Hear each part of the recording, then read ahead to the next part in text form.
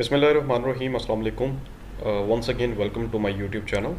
आज की इस वीडियो के अंदर हम अपना एमबीएफ का जो क्वेश्चन नंबर 23 है वो देखेंगे। Discuss the various causes for termination of a cheque और in what ways a banker can refuse to make the payment of the cheque. या ऐसी कौन कौन से कॉजेज़ हैं जिसकी वजह से एक चेक जो है वो डिसऑनर हो जाता है। आप अक्सर औकात केसेस देखते हैं कि आप चेक लेकर बैंक में जाते हैं और बैंक वाला उसको कैश नहीं करता। आप परेशान हो जाते हैं जी इसमें क्या खामी या गलती आ गई है। तो हम अक्सर औकात चेक फिलिंग पे गौर नहीं करते, बट सम टाइम एक छोटी सी जो मिस्टेक होती है वो एक बहुत बड़ी प्रॉब्लम की वजह भी बन सकती है। Let's discuss one by one what are the reasons which are cause to terminate और to dishonour the cheques which are such following. सबसे पहले आगे देखते हैं प्रेजेंट आफ्टर बैंकिंग आवर्स। पहली बात तो ये है कि प्रेजेंट आफ्टर बैंकिंग आवर्स। जब आप बैंकिंग आवर्स के बाद अपना जो चेक है वो बैंक में लेकर जाएंगे या वहाँ पे मेंशन करेंगे तो बैंक जो है बिल्कुल भी उसको क्या कहते हैं कि आपको कैश नहीं करके देगा बल्कि डिसऑनर कर देगा। डिसऑनर नहीं होता बैंक, इस केस में फिर बैंक ये कहता है भाईजान फिर आप कल आ जाएं। याद रहे कि अगर किसी बंदे ने वहाँ पे 26 अगस्त की डेट डाल दी है तो आप 26 अगस्त वाले दिन गए और आप लेट हो गए हैं तो बैंक आपको बोलेगा कि अभी पेमेंट नहीं करूँगा, कल आ जाना, कल कर सकता हूँ या कल कर दूँगा। और इस तरह के जो चेक हैं वो 6 महीने तक वैलिड होते हैं। ठीक है। उसके बाद नेक्स्ट आपका इसमें आ रहा है अमाउंट इज़ नॉट सफिशेंट। जब आपकी अमाउंट सफिशेंट नहीं होती तब भी डिसऑनर कर दिया जाता है। Branch is not particular. जब आपकी ब्रांच रेलिवेंट नहीं होती फिर भी उसको डिसऑनर कर दिया जाता है। एचबीएल का चेक है तो आप एबीएल में चले गए हैं तो फिर बैंक इसको बिल्कुल भी एक्सेप्ट नहीं करेगा। Account is not particular. Account जिस बंदे का था उसका नाम नहीं मेंशन किया हुआ, किसी और बंदे का नाम मेंशन है तो फिर भी बैंक उसको डिसऑनर कर देगा। Date of cheque is not clear. जब आपने डेट वहाँ पे क्लियर नहीं की होगी, 2021 चल रहा है तो आपने 2020 अगर गलती से डाल दी है या 23 डाल दी है तो फिर भी बैंक उसको रिजेक्ट करेगा। Post dated date, post dated cheque. Post होता है जी डेट गुजर गई है। फॉर एग्जांपल कि if the cheque is presented for the payment before due date, यानी कि आपने उसके अंदर जो डेट डाली है, अगर मेरे लैपटॉप पे डेट 18 अगस्त आ रही है तो आपने 20 अगस्त डाली हुई है, तो जब तक 20 अगस्त नहीं आती तब तक चेक जो है वो कैश नहीं हो सकता, वो वापस कर दिया जाएगा। आउटडेटेड चेक, ये ऐसे चेक्स होते हैं जो एक्सपायर होते हैं, ठीक है, और 6 महीने के अंदर अंदर उनको प्रेजेंट नहीं किया गया होता है। जैसे मैंने आपको स्टार्ट में कहा था कि चेक जो है वो 6 महीने तक वैलिड होता है, उसके बाद उसको एक्सपायर कंसिडर किया जाता है। डिफरेंस इन अमाउंट, अगर आपने न्यूमेरिकली 50,000 लिखा हुआ है लेकिन नीचे अंग्रेज़ी में आपने 5,000 लिख दी है तो फिर क्या होगा कि बैंक उसको रिजेक्ट करेगा।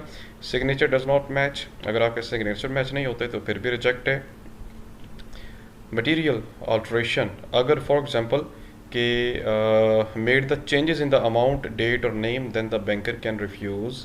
फॉर एग्जांपल आपने चेक पे 50,000 लिख दिया था, आपने कहा जी मैं 70 लिखना चाहता हूँ, चलो 50 को 70 बनाने की कोशिश करता हूँ, तो बैंक के सामने ये जो चीज़ होती है वो डाउटफुल कंसीडर की जाती है।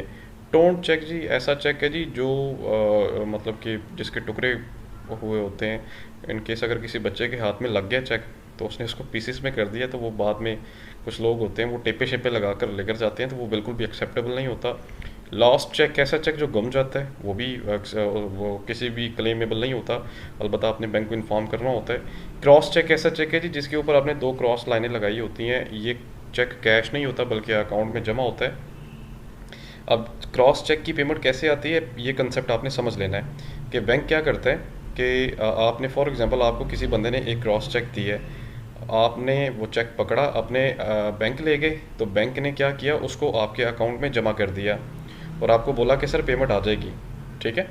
अगर तो सेम ब्रांच का चेक हो तो पेमेंट जो है 5 मैक्सिमम 5-10 मिनट में आ जाती है, तो अगर किसी और ब्रांच का हो तो कम से कम 1 दिन लगता होता है। ठीक है, जिसको क्लियरिंग हाउस के थ्रू उसको क्लियर किया जाता है। बैंक ने वो जो क्रॉस चेक आपसे लेके आपके अकाउंट में जमा किया, वो जिस बंदे के नाम अकाउंट होता है वहाँ से पैसे निकालता है, आपके अकाउंट में पैसे ट्रांसफ़र करता है, फिर आपको कहता है कि सर अब आप अपने चेक बुक से चेक लिख के पैसे निकलवा लें या एटीएम कार्ड से आप जाकर मशीन से पैसे निकलवा लें। ये बेसिकली एक तरीक़ेकार होता है क्रॉस चेक से पैसे निकलवाने का। डेथ ऑफ द कस्टमर, अगर कस्टमर की डेथ हो गई है जी, ठीक है, और क्या कहते हैं कोई बंदा उसकी जगह चेक यूज़ नहीं कर सकता। ठीक है। उसके बाद next one is the garnishee order. ठीक है। If the court order to the customer banks to stop the payment, the bank can not honour any cheque. ठीक है। अगर कोर्ट का ऑर्डर आ गया तो फिर भी वो कैश नहीं किया जा सकता। फ्रोज़न अकाउंट, ऐसा अकाउंट जी जो मंजमद कर दिए जाते हैं गवर्नमेंट की तरफ से, अक्सर आप न्यूज़ पे सुनते हैं ना, तो गवर्नमेंट की तरफ से उसको फ्रीज़ कर दिया जाता है। क्लोज अकाउंट ऐसा अकाउंट जो बंद हो चुका होता है, अगर उसकी चेक बुक उठा के आप चेक किसी को दे दें तो ये तो फिर आप उसको बेवकूफ़ बना रहे होते हैं या उसका टाइम वेस्ट कर रहे होते हैं। सो इस किस्म के भी चेक जो होते हैं वो कैश आउट नहीं किए जाते। Next question is the question number 24। वो कहते हैं what are the kinds of the letter of credit. ये क्वेश्चन बड़ा ही इंपॉर्टेंट है, लेकिन इसको हम अगली वीडियो में करेंगे। अभी के लिए फ़िलहाल इतना ही है, इंशाल्लाह अगली वीडियो में मुलाकात होती है। वीडियो को लाइक ज़रूर किया करें। Thank you so much for watching जी, अपना ख्याल रखें, अल्लाह हाफिज़।